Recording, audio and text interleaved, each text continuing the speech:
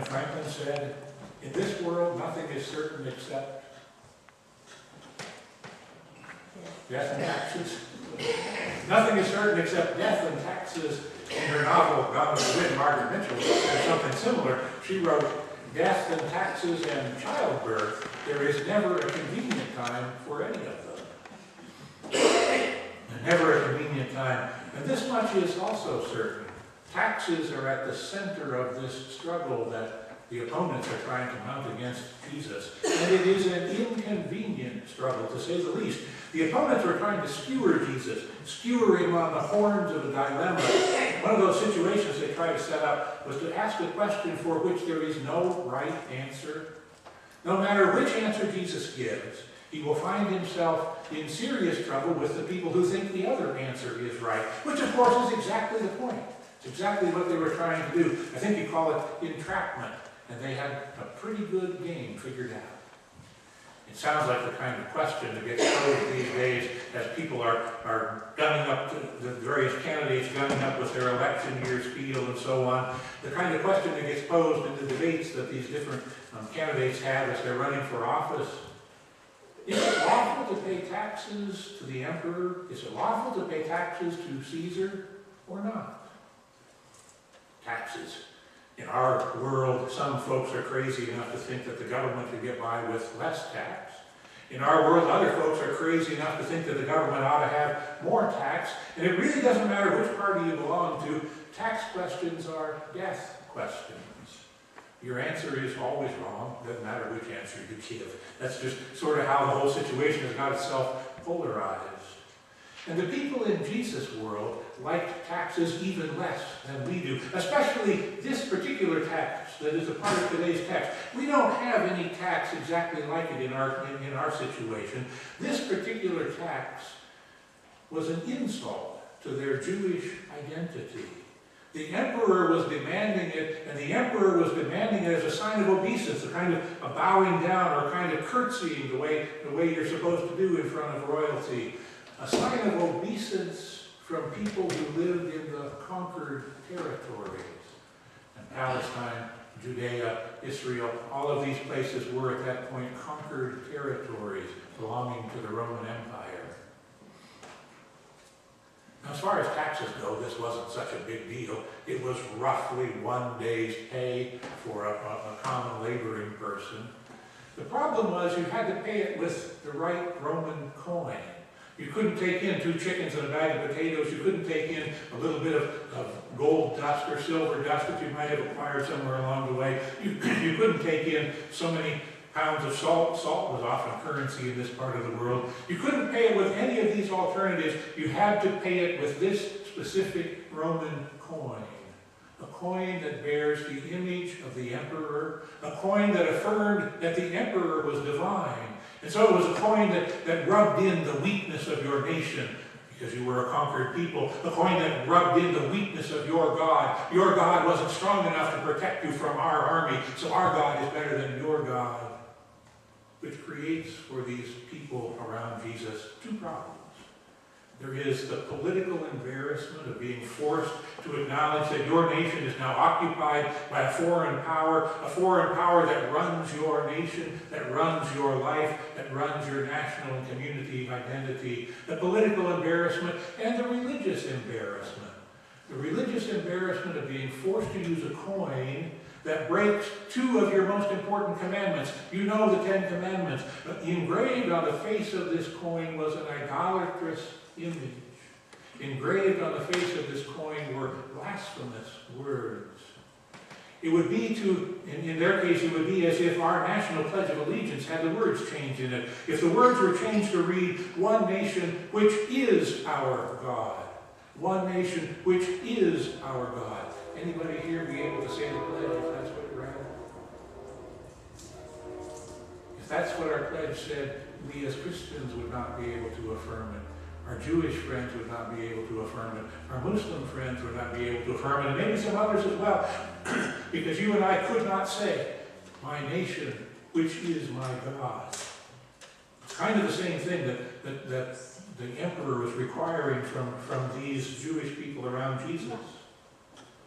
So Jesus, who do you you prefer to offend? Would you rather offend the Roman authorities? Would you rather offend the religious authorities? Is it lawful to pay taxes to Caesar or not? Either way you answer it, Jesus, you're screwed. Either way. Unless you can find somehow a third way. Jesus thinks a while and then he asks for the coin used to pay the tax. One more little tidbit here. This confrontation, this conversation between Jesus and the people who were trying to skewer him, is taking place in the Jerusalem temple. It was an act of extreme impiety to bring this coin onto the temple grounds. That's why there were the money changers. You remember the story of Jesus getting into it with the money changers. That's why there were the money changers at the gates of the temple. You came to the gate of the temple and you converted this impious money into temple money. Money that could be used on the temple grounds to pay your dues and then to make your offerings and so on.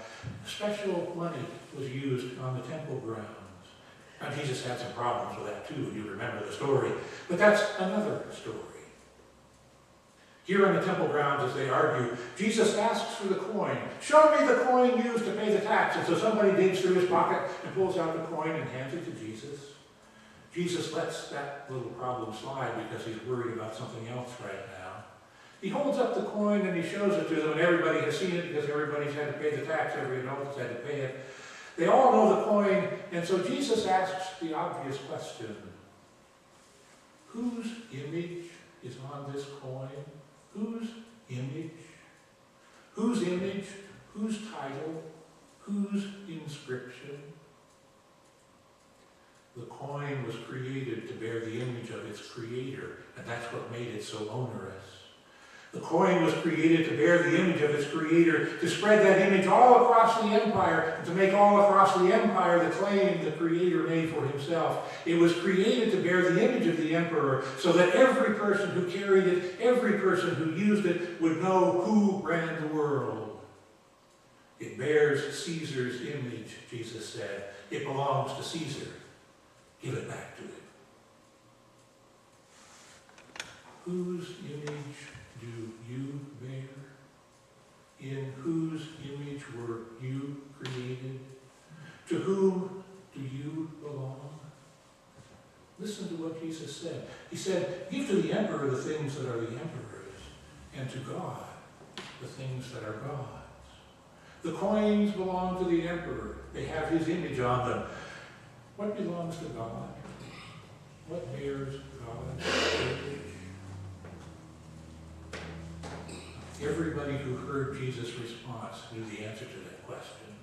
They knew that Jesus was not splitting hairs here. They knew that Jesus was hammering home the essential point. And nobody there wanted to hear what Jesus would have to say if this confrontation continued. Now, oddly enough, the response that Jesus made doesn't resolve much of anything. In many ways, it raises more questions than it answers, especially for people like us, but people back then lived in complex societies too. Given all of the layers of social structure that all of us have to live with, what does it mean to insist that we each as individuals and we together as Christians belong to God?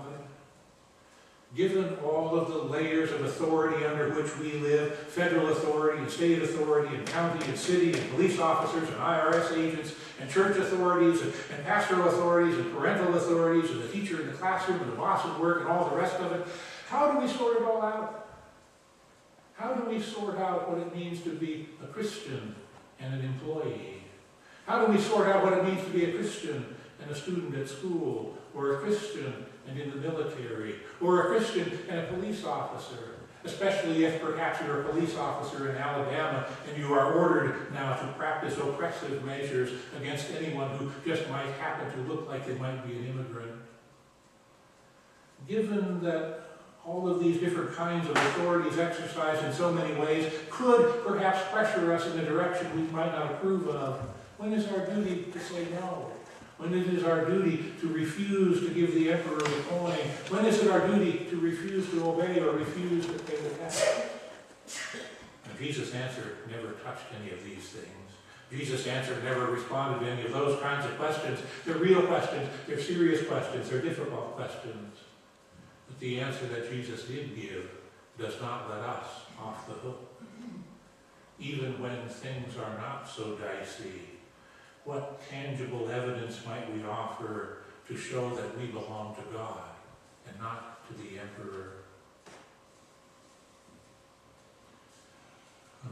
One of the people whose commentary I often read as I'm pondering some of these texts tells a story about someone that he heard one time in a stewardship conference at a church meeting, classes on stewardship, on giving money and organizing one's life so that one can respond well to the needs and concerns that God puts on your heart.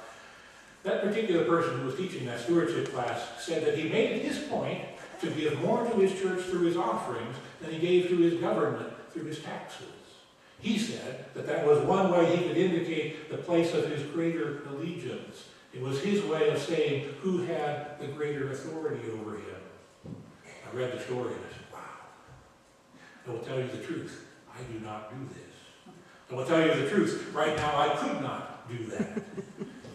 The obligations and so on that I have would not allow me to. I guess I could declare bankruptcy and I don't know what, to get myself sorted around to the point where I could follow this person's example, but right now, I could not. And I don't even come close. Should I? Should you?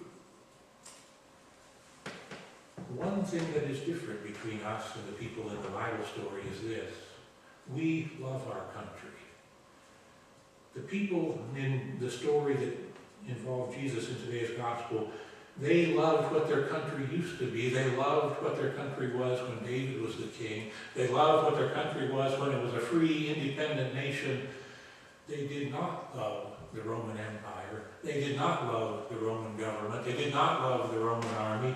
But you and I, we do love our country. And we do pledge allegiance freely and openly to our country. But the words of Jesus still haunt us. How will we show? How will we show individually? How will we show together in tangible ways that our commitment to God is greater than our commitment to our country? How will we show in tangible ways that our commitment to God is greater than every other commitment? In tangible ways. How will we show that we give to God the things that are God's, even our hearts and our minds, our souls, and our bodies? Let us pray. O God, whose image we bear and whose name we carry, yours is the world and all it contains. Recall us to our true allegiance, so that above the powers and the rulers of this world, you alone may hold our loyalty and our love.